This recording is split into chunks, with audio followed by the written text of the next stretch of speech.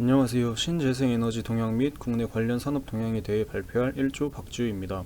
신재생에너지에는 많은 종류가 있는데요. 태양열 에너지, 태양광 에너지, 풍력 에너지, 해양 및 수력 에너지, 지열 에너지, 수소 에너지, 연료 전지, 석탄의 액화 및 가스와 바이오 에너지, 폐기물 에너지 순으로 다양한 신재생 에너지에 대해 발표를 진행하겠습니다.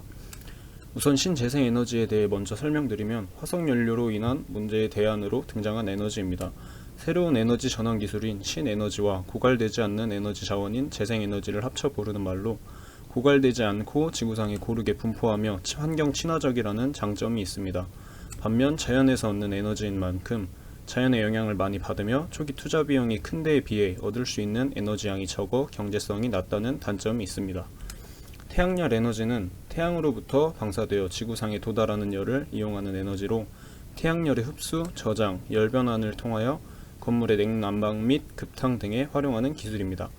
태양열 에너지의 시스템은 지별부, 축열부, 이용부, 제어 장치로 구성되어 있으며 지별부는 태양으로부터 에너지를 모아 열로 변환하는 장치로 태양열의 에너지의 핵심적인 부분입니다. 축열부는 모아진 열을 저장했다가 필요할 경우 다시 사용하기 위한 저장 탱크의 역할을 하며 이용부는 태양열을 효과적으로 공급하고 사용량이 부족할 시 보조 열원에 의해 공급되는 장치입니다. 마지막 제어 장치는 앞의 과정들을 효과적으로 공급하는 조정 장치입니다. 실생활에 이런 모습으로 사용되고 있으며 태양을 통해 발전할 수 있는 에너지로 재생 및 지송이 가능하고 천연 자원을 태우지 않고 단순히 물을 데우는 데 사용하기 때문에 온실가스 배출이 없는 무공해 에너지라는 장점이 있습니다. 단점은 초기 설치 비용이 많이 들고 비용 대비 에너지 효율이 떨어진다는 점이 있습니다. 또한 태양 에너지를 이용하기 때문에 날씨의 영향도 많이 받습니다. 1990년대 태양열 온수기 붐이 일어나 높은 보급률을 기록했으나 계절마다 다른 일사량으로 인한 에너지 불균형과 열원과 연동해야 하는 번거로움, 건물의 미관 손상 등의 이유로 2000년대에 들어서면서 보급량이 급격히 감소했습니다. 태양광 에너지는 태양의 빛 에너지를 광전 효과를 이용하여 전기 에너지로 바꿔주는 발전 방식입니다. 태양광 에너지의 시스템은 태양전지, 모듈, 시스템으로 구성되어 있으며 태양전지는 햇빛을 전기에너지로 변환시켜주는 장치로 세 가지 시스템 중 가장 중요한 역할을 합니다. 모듈은 전기에너지를 모아주고 바꿔주는 역할과 파손되기 쉬운 태양전지를 견고한 프레임으로 보호하는 역할을 합니다. 시스템은 모듈을 통해 얻게 된 전기에너지를 저장고에 보관하고 태양광 에너지를 통해 얻는 전기는 직류 형태의 전기에너지이기 때문에 우리가 사용하는 교류 형태의 에너지로 변환시키고 제어하여 보내는 역할까지 합니다. 태양광 에너지 국내 산업은 2000년대 후반부터 지속적으로 발전해 그 규모가 점점 커지고 있습니다. 지난 2017년 12월 산업통상자원부에서 재생에너지 3020 이행 계획을 발표했는데요. 2030년까지 전체 발전량에서 재생에너지가 차지하는 비중을 20%까지 확대하는 것이 본 계획의 목표입니다. 이 중 신재생에너지 설비의 약 95% 이상을 태양광과 풍력으로 공급하겠다고 밝힌 만큼 태양광의 많은 발전이 예상됩니다. 다음으로 풍력 에너지는 수평 방향 바람의 운동 에너지를 터빈의 회전 운동 에너지로 바꿔주는 발전 장치입니다. 회전 운동 에너지는 발전기에 의해 전기 에너지로 전환되어 사용됩니다. 다른 신재생 에너지에 비해 발전 단가가 비교적 낮아 상용화가 용이하며 풍차와 같은 설비를 이용하여 관광 자원으로 활용이 가능하다는 장점이 있습니다. 단점으로는 에너지 밀도가 낮아 바람이 없으면 발전이 힘들다는 점과 초기 투자 비용이 크고 레이더 전파의 교란을 일으킬 수도 있다는 단점이 있습니다. 2016년 기준 풍력 발전 기술 수준은 최고 기술 보유국인 유럽 대비 83% 수준이었지만 재생에너지 3020 이행 계획에 맞춰 풍력 에너지 산업도 국내 신재생에너지 산업의 많은 비중을 차지할 것이라고 예상됩니다. 해양 에너지는 해류, 조력, 염분 및 해양의 온도 차이에 의해 운반되는 에너지를 말합니다.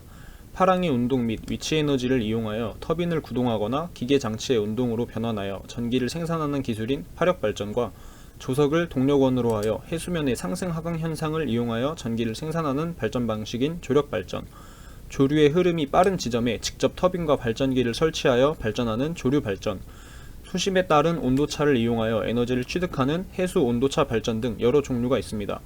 조력 발전을 제외하고는 아직 본격적인 상용화에 이르지 못하고 있으나 해양 에너지는 상당한 양의 신재생 에너지를 제공할 수 있으며 갯벌 매립이나 해양 생태계 교란 등 환경 문제를 일으킬 수 있기 때문에 개발에 점점 더 다양한 측면을 고려해야 합니다.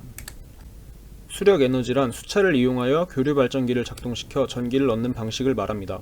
주로 하천이나 호수에 인위적으로 댐을 설치하여 상류에 물을 막은 후 수문을 제어하여 물을 하류로 거세게 흘려보내는데, 이때 물이 흐르는 통로에 수차를 설치하여 물의 힘을 통해 교류 발전기를 작동시키고 전기를 얻게 됩니다. 국내에서는 잠재된 에너지 중 일부만 개발되었으며 수력 발전 시스템의 표준화, 컴팩트화를 통해 경제성 확보 및 기존 기체설물을 이용한 발전 설비 건설이 점차 확대되고 있습니다. 지열 에너지는 지구가 가지고 있는 열 에너지를 말합니다.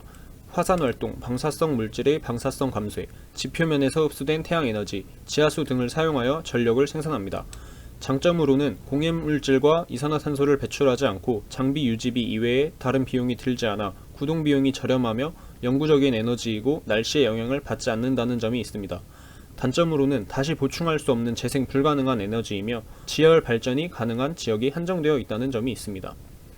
뜨거운 물이 있는 곳에서의 지열 발전 방식에는 크게 건조 증기 방식, 플래시 증기 방식, 바이너리 방식으로 나눌 수 있습니다. 건조 증기 방식은 수분이 포함되지 않은 고온 증기를 지열정에서 뽑아 올려 터빈에 분사하여 발전하는 방식을 말합니다. 플래시 증기 방식은 증기 상태가 아닌 고온의 열수를 뽑아 올려 압력을 낮추면 기화되는데, 이를 터빈에 분사하여 발전을 하는 방법입니다. 바이너리 방식은 지하의 뜨거운 열수를 뽑아 올려 열교환 유체에 열을 전달해주는 간접적인 발전 방식입니다. 국내에서는 2000년대 이후 지하열원을 이용하여 냉난방을 해결하는 지열 냉난방 시스템을 도입하여 여러 시설에 적용하고 있습니다. 수소 에너지는 수소 형태로 에너지를 저장하고 사용하는 대체 에너지입니다. 수소 에너지는 미래의 궁극적인 청정 에너지 원 중 하나로 꼽히고 있습니다. 수소 에너지의 원료가 되는 물은 지구상에 풍부하게 존재하며 연소 시에 극소량의 질소와 물만 생성되고 공해 물질은 발생되지 않습니다. 수소 에너지는 일반적으로 연료를 포함해 전기와 난방열, 대체 동력 등으로 활용이 가능하지만 생산 비용 문제로 실제 개발과 활용이 늦어지고 있습니다. 수소의 장점을 충분히 활용하기 위해선 수소 인프라 구축이 필수적입니다.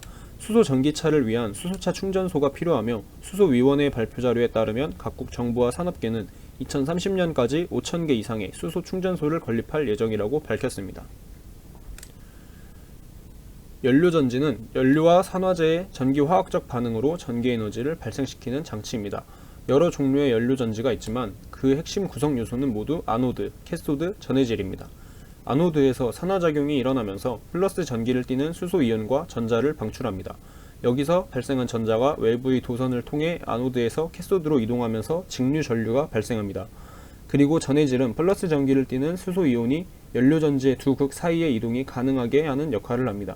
캐소드에서는 이동해온 수소이온과 도선을 통해 이동한 전자, 외부에서 공급된 공기 중에 산소와 결합하여 수증기를 만들어 배출합니다. 연료전지는 효율이 높고 배출 물질이 친환경 물질에 가까우며 다양한 연료를 사용할 수 있다는 장점이 있습니다. 그러나 배출된 수소의 저장이나 운반 문제, 촉매의 성능 저하가 있을 수 있고, 연료로 순수 물질이 사용되지 않을 경우 전해질이 독성을 띨 수 있다는 단점이 있습니다. 석탄 액화 및 가스화는 말 그대로 고체 상태인 석탄을 액화 및 가스화하여 얻어지는 에너지입니다. 석탄 화력 발전이 터빈을 한 번 이용하기 때문에 에너지 효율이 35% 정도인데 반해 가스화 복합 발전은 터빈을 2번 이용하여 발전 효율이 65% 이상으로 굉장히 높습니다.